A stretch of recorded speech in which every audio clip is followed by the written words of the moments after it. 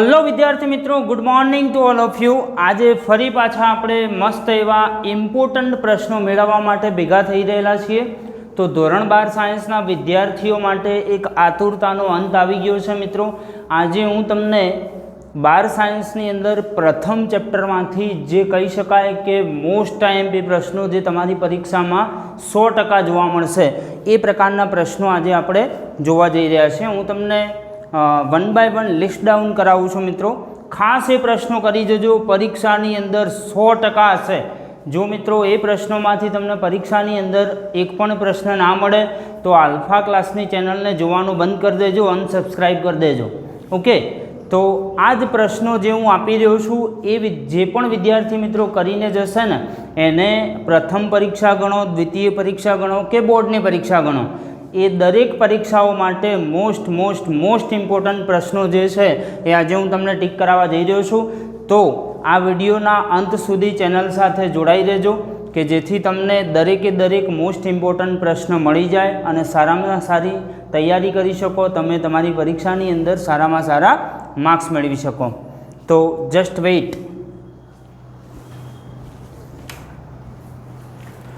Okay, તો આપણે start કરીએ છીએ મિત્રો। તમારી પ્રથમ પરીક્ષામાં ગણો કે તમે કોઈ પણ પરીક્ષા માટે તમારા મોસ્ટ ઇમ્પોર્ટન્ટ પ્રશ્નોનું આપણે લિસ્ટ કરીએ છીએ, જેમાંનું આપણે આજે ધોરણ 12 ના ફિઝિક્સ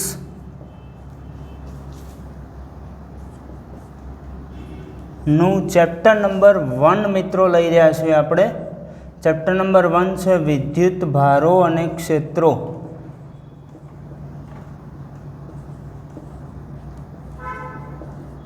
ઓકે, તો આ ચેપ્ટરની અંદર હું તમને વન બાય વન પ્રશ્ન બોલી રહ્યો છું, તમારે તમારી નોટની અંદર નોટ ડાઉન કરવાના છે।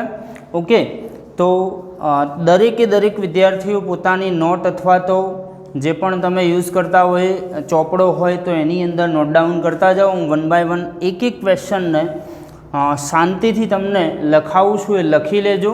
ખાસ પરીક્ષામાં આ કરીને જ જજો, ભૂલ ના થાય, એમાંથી એક પણ પ્રશ્ન છૂટવો ના જોઈએ મિત્રો। 100% પરીક્ષામાં હશે। હું તમને દરેકે દરેક ચેપ્ટરના જે આપણે પ્રથમ પરીક્ષામાં હાલ પૂરતા જે ચેપ્ટરો છે એ બધાના હું વન બાય વન એક વિડીયો મૂકતો જઈશ અને તમને દરેક ચેપ્ટરના આ પ્રશ્નો ટીક કરાવવાનો છું, જેની અંદર થિયરી એઝ વેલ એઝ દાખલા પણ હું ટીક કરાવવાનો છું। MCQ માટે કયા ટોપિકને ધ્યાનમાં રાખવા જોઈએ એ ટોપિક સહિત હું તમને આજે કહેવાનો છું। તો વિડીયોના અંત સુધી જોડાઈ રહો કે જેથી તમને દરેકે દરેક ઇમ્પોર્ટન્ટ વસ્તુ મળી જાય। ઓકે, તો ચાલો આપણે સ્ટાર્ટ કરીએ છીએ। જેમાંનો મિત્રો પ્રથમ ક્વેશ્ચન દરેક વિદ્યાર્થી લખતા જજો। ક્વેશ્ચન નંબર 1, વિદ્યુત ભારના સંરક્ષણનો નિયમ લખો અને સમજાવો। ફરી એકવાર રિપીટ કરું છું, વિદ્યુત ભારના સંરક્ષણનો નિયમ લખો અને સમજાવો। ઓકે, તો હું અહીંયા જોડે જોડે લખતો રહું છું। નંબર 1, વિદ્યુત ભારના સંરક્ષણનો નિયમ લખો અને સમજાવો। ઓકે, પ્રથમ પ્રશ્ન આ છે જે તમારે તૈયાર કરવાનો રહેશે મિત્રો। આની અંદર ટૂંકા પ્રશ્નો ગણો, એટલે કે 2 માર્ક્સના ગણો, 3 માર્ક્સના ગણો કે 4 માર્ક્સના ગણો, એ દરેકે દરેક માટેના હું ઇમ્પોર્ટન્ટ ટોપિક લખી રહ્યો છું। કદાચ બની શકે કે બહુ ટૂંકા પ્રશ્નો આની બહારના કોઈક હોઈ શકે, પણ આ જે હું લિસ્ટ ડાઉન કરાવું છું ને એમાંનો એક પણ પ્રશ્ન તમારે છોડવાનો નથી તૈયારીમાં, ખાસ ધ્યાનમાં રાખજો। બીજો પ્રશ્ન છે મિત્રો, વિદ્યુત ભારનું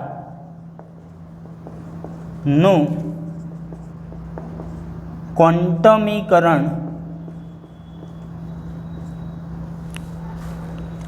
એટલે શું? કારણ આપો।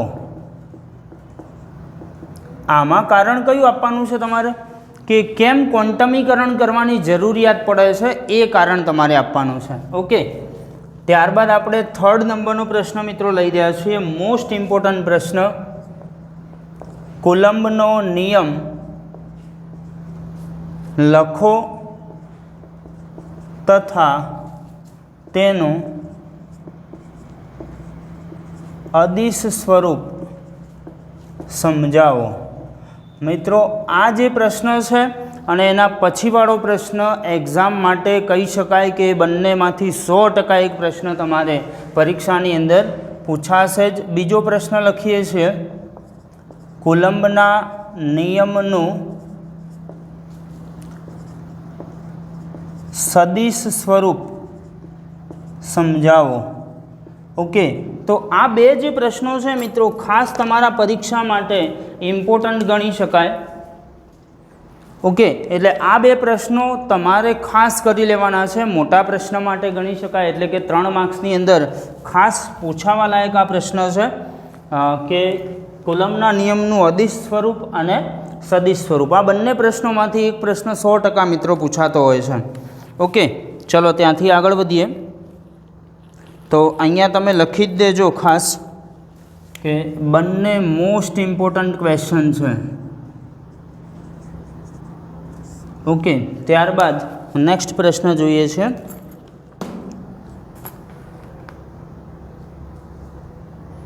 કુલંબના નિયમની મર્યાદા। નંબર 5, કુલંબના નિયમની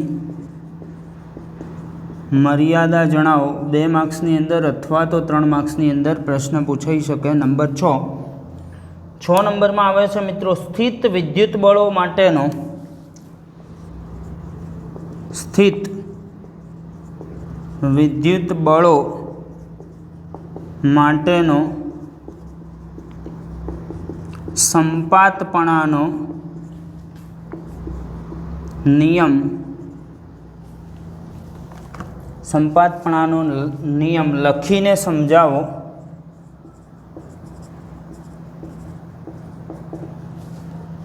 ત્યારબાદ તથા તેનું સૂત્ર મેળવો।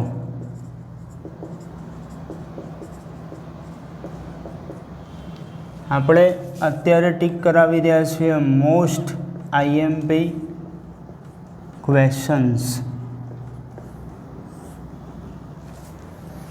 ઓકે, નંબર 7 મિત્રો, નંબર 7ની અંદર વિદ્યુત ક્ષેત્ર રેખાઓની વિદ્યુત ક્ષેત્ર રેખાઓની લાક્ષણિકતાઓ જણાવો। તો આ પ્રશ્ન ખાસ તમે બોર્ડની પરીક્ષા ગણો કે કોઈ પણ એક્ઝામ ગણો, મોસ્ટ ઇમ્પોર્ટન્ટ ક્વેશ્ચન મિત્રો, ખાસ ટીક કરી લેજો। મોસ્ટ આઈએમપી ક્વેશ્ચન છે, પરીક્ષાની અંદર 100% જોવા મળશે આવા પ્રકારના પ્રશ્નો। અને પ્રથમ પરીક્ષા છે એટલે જેની અંદર લિમિટેડ ચેપ્ટર્સ હોવાના કારણે જે આઈએમપી છે એમાંથી વધારે પડતા પૂછાવાની પોસિબિલિટી વધારે છે। અને જે આગળના ચેપ્ટર જોઈએ આપણે, પહેલું બીજું, આ બધા ચેપ્ટરો વધારે વેઇટેજવાળા છે, એટલે ખાસ દરેકે દરેક ક્વેશ્ચન કરીને જ જજો। એ પ્રશ્ન નંબર 8, વિદ્યુત ડાયપોલ એટલે શું? વિદ્યુત ડાયપોલ એટલે શું? ડાયપોલ ચાકમાત્ર એટલે શું?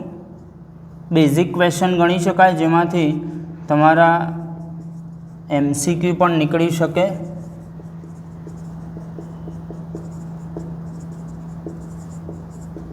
ડાયપોલ ચાકમાત્ર એટલે શું? તેની દિશા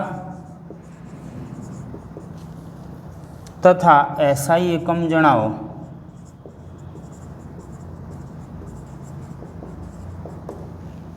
ઓકે, નંબર 9, વિદ્યુત ડાયપોલના કેન્દ્રથી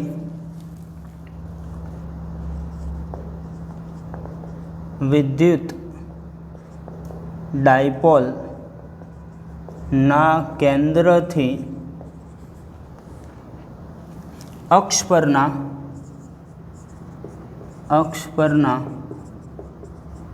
કોઈ બિંદુએ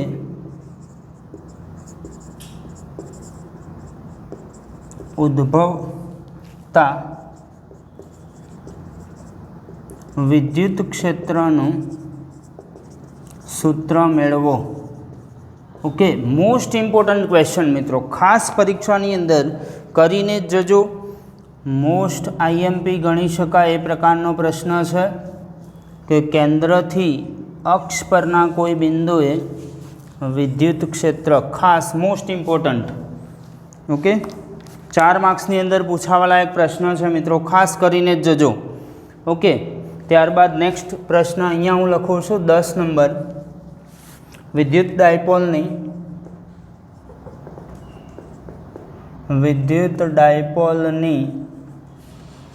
વિષુવ રેખા પરના કોઈ બિંદુએ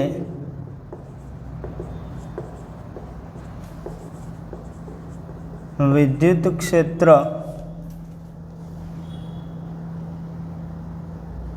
નું સૂત્ર મેળવો. ઓકે, તો આ પ્રશ્ન પણ પરીક્ષા માટે મોસ્ટ ઇમ્પોર્ટન્ટ ગણી શકાય, ખાસ પરીક્ષામાં પૂછાવા લાયક પ્રશ્ન તમે આને કહી શકો છો. ઓકે, નેક્સ્ટ પ્રશ્ન મિત્રો લઈએ છીએ. સમાન બાહ્ય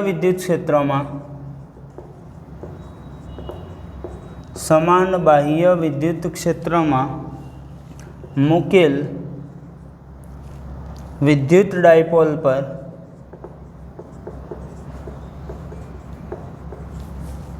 લાગતા ટોર્કનું સૂત્ર મેળવો.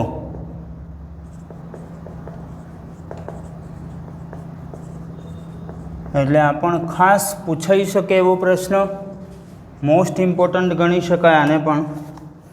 ઓકે, પહેલી પરીક્ષાની અંદર તો વધારે પડતું પહેલાં બીજા ચેપ્ટરમાંથી હશે, એટલે મિત્રો ખાસ આ બધા જ મોસ્ટ ઇમ્પોર્ટન્ટ ક્વેશ્ચન છે. ત્યારબાદ હજુ એક મોસ્ટ ઇમ્પોર્ટન્ટ ક્વેશ્ચન, વિદ્યુત ફ્લક્સનો નિયમ, વિદ્યુત ફ્લક્સ માટેનો ગૌસનો નિયમ.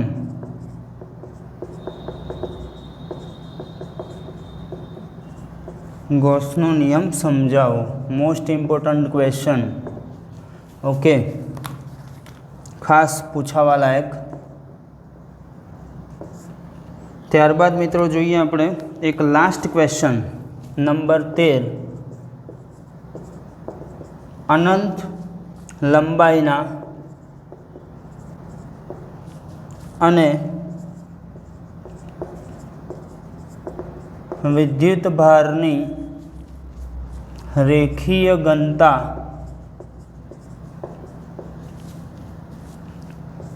લેમ્બડાવાળા સુરેખ તારથી ઉદ્ભવતા વિદ્યુત ક્ષેત્રનું સૂત્ર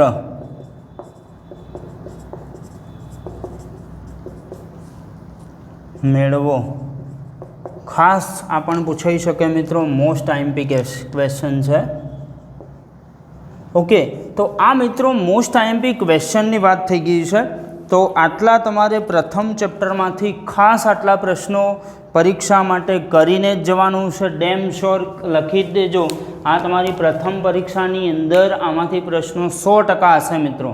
ઓકે, તો આટલા ક્વેશ્ચનની વાત થઈ ગઈ છે. હવે મિત્રો આપણે ઉદાહરણ અને સ્વાધ્યાયની પણ વાત કરીએ છીએ કે કેટલા તમારે ઉદાહરણ કરીને જવાનું છે ખાસ પરીક્ષા માટે, અને કેટલા એવા સ્વાધ્યાયના દાખલા છે કે જે ખાસ દરેક પરીક્ષા માટે મોસ્ટ ઇમ્પોર્ટન્ટ ગણી શકાય એવા દાખલા છે. એનું પણ આપણે લિસ્ટ ડાઉન કરીએ છીએ, તો ખાસ જોઈ લેજો. ઉદાહરણ હું અહીંયા લખું છું. ઉદાહરણના હું સીધા ચોપડીના ક્રમ લખી રહ્યો છું મિત્રો. એ તમારે ચોપડીના ક્રમ ખાસ કરીને જવાના છે. નંબર 1, 2, 3 દાખલાની અંદર મિત્રો આપણે થોડા વધારે કરવા પડશે, કારણ દાખલાઓની અંદર ઘણી બધી વખત વધારે પડતું કરવાથી જ બેનિફિટ થતો હોય છે. જો આપણે ઓછું કરીને જતા હોઈએ તો એની બહારનો દાખલો પૂછાય, આપણા માર્ક્સ. ઓકે, તો મિત્રો આ જે આપણે એક્ઝામ ઉદાહરણ લખેલા છે બરાબર, તો 3, 6, 7, 8, 9, 12 આ ખાસ સ્ટેપ બાય સ્ટેપ દરેક સ્ટેપ જોઈને જ જવું, કેમ કે એ મોસ્ટ ઇમ્પોર્ટન્ટ એક્ઝામ્પલ છે ઉદાહરણમાંથી. ઓકે, ત્યારબાદ આપણે હવે સ્વાધ્યાયના મિત્રો દાખલા જોઈએ છીએ કે કેટલા એવા સ્વાધ્યાયના દાખલા છે જે પરીક્ષાલક્ષી ગણી શકાય. તો આ ઉદાહરણ છે. હવે સ્વાધ્યાય નીચે લખું છું, નંબર ડાયરેક્ટ લખું છું, એ તમારે ખાસ કરીને જવાના છે. તો ચલો એક એક્ઝામ્પલ નંબર 3, 6, 8, 9, ઓકે, 15, 20, 21 એન્ડ 22 ખાસ આટલા કરીને જવાનું છે. જેની અંદર જો કદાચ તમારે કહેવા હોય કે કયાને આપણે છોડવાના જ નથી, તો 3, 6, 8, 9 અને 21 મિત્રો આને ડેમ શ્યોર કરીને જ જવાનું છે. સ્ટેપ બાય સ્ટેપ, એક પણ સ્ટેપની ભૂલ ના થાય એ રીતે આટલા એક્ઝામ્પલ્સ ખાસ કરીને જવાનું છે. પણ બને પોસિબિલિટી થાય બને તો આપણે જે અહીંયા લખેલા છે દરેક નંબરના દાખલા જો કરીને જઈશું તો વધારે પડતા માર્ક્સને આપણે કવર કરી શકીશું. કેમ કે દાખલાઓની અંદરથી વધારે પડતું કરવું સારું હોય છે પરીક્ષાની અંદર, કેમ કે દાખલો ગમે ત્યાંથી પૂછી શકતા હોય છે, તો પણ પૂછાવાની પોસિબિલિટી આમાંથી વધારે છે. એટલે ખાસ આ દાખલા કરીને જ જવું. ઓકે, હવે મિત્રો હું છેલ્લે તમને જે એવું કહી શકાય કે MCQ માટે જે ટૉપિક આની અંદરથી ઇમ્પોર્ટન્ટ ગણી શકાય કે ભાઈ એવા કયા ટૉપિક્સ છે કે જે MCQ માટે ખાસ પૂછાતા હોય છે, તો એનું હું લિસ્ટ ડાઉન કરાવું છું અહીંયા. તો એ ટૉપિક ખાસ લખી લેજો ને. ટૉપિકની અંદર આવતા જે પણ સૂત્રો હોય કે ભાઈ જે ટૉપિક હું અહીંયા લખાવું છું એનું સૂત્ર જે આવતું હોય ને એના ઉપરથી ખાસ MCQ કરીને જુઓ. એ MCQ પરીક્ષાની અંદર ખાસ જોવા મળશે તમને. તો અહીંયા લખું છું MCQ ટૉપિક્સ કે જે મોસ્ટ ઇમ્પોર્ટન્ટ ગણી શકાય, બરાબર, most IMP MCQ topic. Okay, ખાસ એના ટૉપિક તમારી જે પણ તમે સાહિત્ય યુઝ કરતા હોય એમાંથી કરીને જ જવું. નંબર 1 નંબરનો ટૉપિક છે ક્વોન્ટમીકરણ. ઓકે, ક્વોન્ટમીકરણનો જે ટૉપિક છે મિત્રો એના ખાસ MCQ Q બરાબર NE માંથી પૂછાતા હોય છે. નંબર 2 કુલમ્બનો નિયમ. ઓકે, કુલમ્બનો નિયમ મિત્રો ખાસ કરીને જવું MCQ માટે ઇમ્પોર્ટન્ટ. નંબર 3 બિંદુવત વીજભારનો વિદ્યુત ક્ષેત્ર. બિંદુવત વીજભારનું વિદ્યુત ક્ષેત્ર આ પણ કરીને જવું. હવે બિંદુવત વીજભારના વિદ્યુત ક્ષેત્રની અંદર પાછું વિદ્યુત ક્ષેત્રમાં એક બીજો ટૉપિક પડશે, આપણે આગળ જોઈએ છીએ, વિદ્યુત ફ્લક્સ. ઓકે, વિદ્યુત ફ્લક્સ જેને આપણે ગોસનો નિયમ કહેતા હતા, φE, એ ટૉપિક કરીને જવું. નંબર 5 ડાયપોલ ચાક માત્રા ખાસ પૂછાતો હોય છે મિત્રો. ડાયપોલ ચાક માત્રા જે આપણે P બરાબર Q × 2A કહેતા હતા, ખાસ કરીને જવું. આના ઉપરથી પણ MCQ પૂછાતા હોય છે. નંબર 6 ધ્રુવીય તથા અધ્રુવીય. ધ્રુવીય તથા અધ્રુવીય અણુઓનો જે ટૉપિક છે એ MCQ માટે ખાસ કરીને જવું. નંબર 7 નંબરમાં ઓકે, હવે 7 નંબરમાં મિત્રો તમે પેલા ડાયપોલની અક્ષ ઉપર અને ડાયપોલની અક્ષ ઉપરના એક બિંદુએ અને ડાયપોલની વિષુવ રેખા ઉપર એક બિંદુએ વિદ્યુત ક્ષેત્રનો ટૉપિક જે પૂછાતો હતો એ, તો આપણે એને અહીંયા જ લખી દઈએ છીએ કે ડાયપોલની અક્ષ પર અને ડાયપોલની વિષુવ રેખા પર. આ બે ટૉપિક પરથી પણ MCQ ખાસ પૂછાતા હોય છે. અને હવે મિત્રો તમને ખ્યાલ હોય તો ઘણી વખત આપણને એક્ઝામ્પલર MCQ પૂછાતા હોય છે, એટલે કે એક્ઝામ્પલની અંદરથી MCQ કાઢતા હોય છે. તો એના માટે આપણે કયા ઉદાહરણ અને સ્વાધ્યાય કરી શકીએ એની આપણે આજે ચર્ચા કરીએ છીએ.